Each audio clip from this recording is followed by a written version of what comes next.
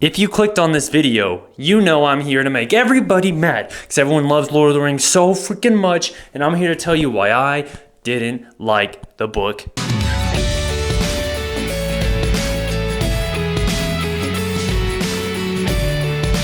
Fellowship of the Rings, specifically. Now, before we get into the nitty gritty and everyone starts to get super mad, I'm just here to say I'm looking at it from the perspective as if it was released right now, and only Fellowship of the Rings, not the whole series. I haven't read the whole series. I've only read Fellowship of the Ring. I did watch the movies. I love the movies. We're specifically talking about Fellowship of the Ring, and we're not talking about if it was released back in the day and how advanced it was for its time and how he had, shape fantasy and you're I know. Do we separate that from how you feel about everything else and we can just get to the review of just the Fellowship of the Ring? Okay. But we're gonna start with the plus, okay? Are you happy about that? We're starting with the plus and then we'll get into the sassy later. Let's give him a little sugar before the cane, you know what I'm saying? Anyways, the world building is amazing. That is held up so well. It's better than most fantasies right now still, or sci-fis, whatever you genre, I don't care. It's better than most books have ever created. The world is awesome. It's really cool. Obviously, you spent a lot of time on it. You guys probably know all the history. If you don't, that's for a different person to review. And I'm not talking about how he influenced most of the fantasy world, all that. Obviously, the world still builds if it was released today, and it's awesome. Anyways, there's your sugar, okay? Get ready for the cane. And the first part of that cane is how slow this book goes. And I've seen a lot of reviews before I did this video, just so I wasn't super stupid, even though I'm just regular stupid still. Everyone says that it's slow, and then you get used to it, and then once you get used to it, it's good, and at the end of the book. No, that's false. Lies. Slander, I say slander, because it is super slow until the end, and then he totally changes the way he writes. It's not that you get used to the writing. He actively changes the speed and the tone of the book. I don't like it when people say that now that I've read the book, because I'm like, no, that's not true. He took forever and then it got good. And then maybe book 2 is good because they all say after that everyone loves it. Maybe 2 is good. We're not talking about 2. In this book, he takes literally hours. Literally, of this book to read. I did some read in audiobook. I started audiobook, then the middle I read, and then at the end I did audiobook again with a different audiobook. So we'll talk about that later. But in the beginning, I listened to audiobooks, and it was literally hours of him just explaining the Shire that has nothing to do with the rest of the book. Will it have something to do with the series? Not really if the movies are true, but that still doesn't matter that in this book it takes so long. And he's talking about the birthday party of Bilbo, which they did come out with the Hobbit book before, so I understand, but it doesn't need to be such a huge part just for his birthday. Who cares, bro? I know that a lot of people care, but if it was released right now, you sure wouldn't, because it takes forever, bro. I was dying. It's such a chore. If a book's a chore, it's not good. It's just not. You should have fun the whole time. And I know that there's input dumps and stuff, but oh my gosh, guys, you got to give it to me. That beginning. And then before he left the Shire, they were telling the backstory of every single hobbit that ever exists and how they're contributing and how their lives are different and no one cares. Oh, holy crap, it took forever to get out of the Shire. And then you get out of the Shire and he picks up a little bit with the horsemen and then it stops. And then you get into the woods. Oh, bro, that whole scene with that wizard, dang, I just forgot his name. You know, I forgot because it's not important. What's that wizard's name that's singing in the forest? The Forbidden Forest stuff? Oh, dude, I was dying. I was really, really dying.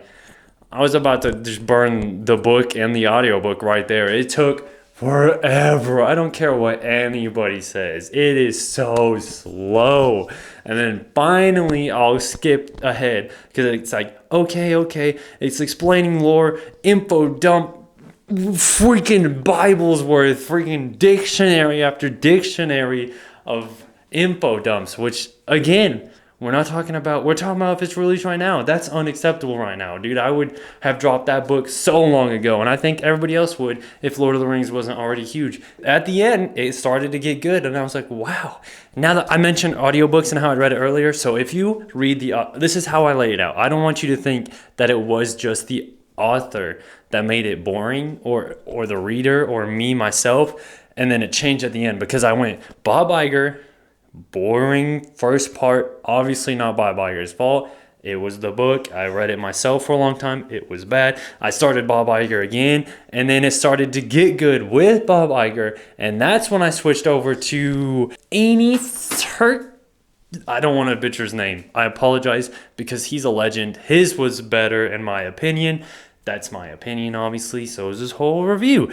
Andy is the one you should read. And it wasn't just him that made this ending good, because I did switch and he did finish it. It was getting good with Bob Iger, and then someone told me that there's 2 different ones. I didn't even look that up. I was just like, I want to read Lord of the Rings, and then it's a whole thing. Anyways, Andy is your guy if you want to watch him. And it wasn't just him who made it good, but I'm pretty sure if I listened to him the whole time, I would have liked the book a lot better. I'll admit that.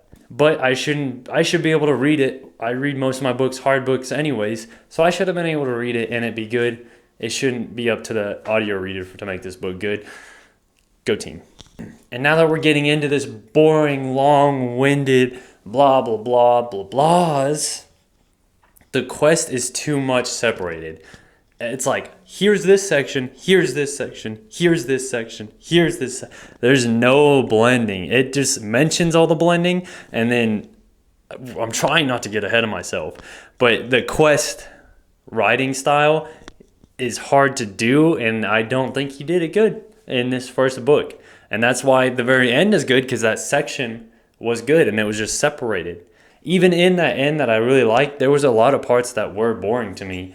And it was super hard for me to get into and actually enjoy this book. Even the best part of this book was just like good. It wasn't not great, and it wasn't awesome like everyone says that Lord of the Rings is. To me personally, it was just good. And all the bad and good, and I'm going to keep reading them because I want to finish the series, and it is such a global phenomenon and blah, and he helped create fantasy from the ground up, blah, blah, blah. Blah. We're not talking about that right now. But the quest made it hard for me to get into completely, and I think that's why there's so many sections. It's like he made a huge section just for the birthday party, and then he was like, and then we wait 10 years, and we're going to take forever to write this part where he's just waiting and not making moves yet to explain why not. And it's like, just say like paragraph, bro. You could have paragraphed like 3 chapters right there. And then it's like a whole quest to do this and find the team he needs. And then that section's over. And then it's a whole quest to do this whole side mission that is in the woods. And it's like, why? We didn't need it in the first book. And I didn't see any other part in the movies that made it important. But maybe Bombadil, that's his name. That freaking Bombadil, bro. Ooh, I hate that guy. And that takes me right into the stinking... Okay. That takes me right into the song and poems. Now wait, I'm not being harsh on songs and poem. I thought it was super cool that they were in there, and it does make you feel more entangled in the world, and it gives you the aspect that the world's been going on forever, and it's a big part of the world building and why it's cool. Why was there so many, bro? There was way too many. I know, it was like, oh, I'm trying not to be harsh and rude, and it's difficult when I'm annoyed. And that's just my personality. So I'm trying not to bring in this video. Let's calm down. It's my thing, not your thing, and not the book. But, oh my gosh, there was just too many. There was too many. And it was like every time it was like getting a little bit going, it's like, stop. Now let's sing a song. Every single character in this whole world sings. There's not one Friggin' orcs. That's why I like orcs. Orcs are the only people that don't just walk and sing at the same time. Oh my gosh, I don't like it, bro. Everyone you meet, every freaking culture is all about songs. If I walked outside and someone started singing about the history of their culture, I'd be like, shut up, bro. I want to freak out. Not after the Lord of the Rings. But I'm just saying, like, it's so unrealistic that every single freaking, like, if it was just the hobbits and then like also the dwarves or something, but it's like hobbits, dwarves, elves, wizards, everybody, humans, they're all about chanting and singing and blah. It's like, no, dude, no, they're not. There's no way. I don't approve. That was just too much. And like I said, I liked it. I thought it was cool at first. I was like, oh, wow. We did a little culture in a cool way. And I always like when books do that. But why are you shoving it down my throat? Obviously, you just like to be songwriter, bro. Okay. Okay. Again, calm down. It was a little over dramatic. My bad. Let's continue and finish it with the action. Why, bro? My favorite part of books. No. This isn't the last thing. We have something after this. But the action wasn't there. Like, it didn't exist. And he's like, and then they fought for an hour. And then they stopped. And I'm like, bro, are you serious? You spent like 10 chapters on this birthday. And you can't tell me how this fight went down? That's where we cut it? That's where we need to slender the book down? No, cut out half your poems, cut out the whole half of the beginning of the book, and show me some fight scenes, man. That's my preference, though, you know? So it's hard to get mad at them for it, because I know some people don't like fight scenes, and they want that, but no, it's too much. You gotta, even if you do like that, you gotta, like, weigh it out a little, man. Weigh it out. And again... But I know it was all in the past. We already discussed if we're releasing it now, okay? We discussed that. Don't bring it back up again. I'm sick of it. And with that being said, we're going to go into the characters. Keep it in mind, though, but we're going into characters because he doesn't get into any character at all. I feel zero attachment to every single character in this book except for Sam. One Sam saves the book because Frodo... I don't know if this is going to make everyone mad, but he was lame, bro. In my opinion, I thought he was kind of lame. Sorry, Frodo. Well, bro, don't be mad. I was kidding, Frodo. Chill. No, I wasn't kidding. Sam's going to beat me up for it later, though. But I like Sam. Sam was good. Sam was the only one that felt like he had a personality. And Dumbledore, because they actually felt like they had a motive. But, like, Frodo felt like he was just going along with it. And, like, he would say, he's like, oh, but I'm sad. But it's like, I don't know. I just felt like I wasn't in his head and I didn't believe him for some reason. Because he did do stuff that proved that he was obviously in, like, taking the quest in the first place. But it just didn't feel like it for me. But Sam felt like, oh, this is my friend and I'm going to be with him. So that was good. And then the other two are on that same boat where they're like, yeah. The other two hobbits, Merry and Pippin, I'll name them.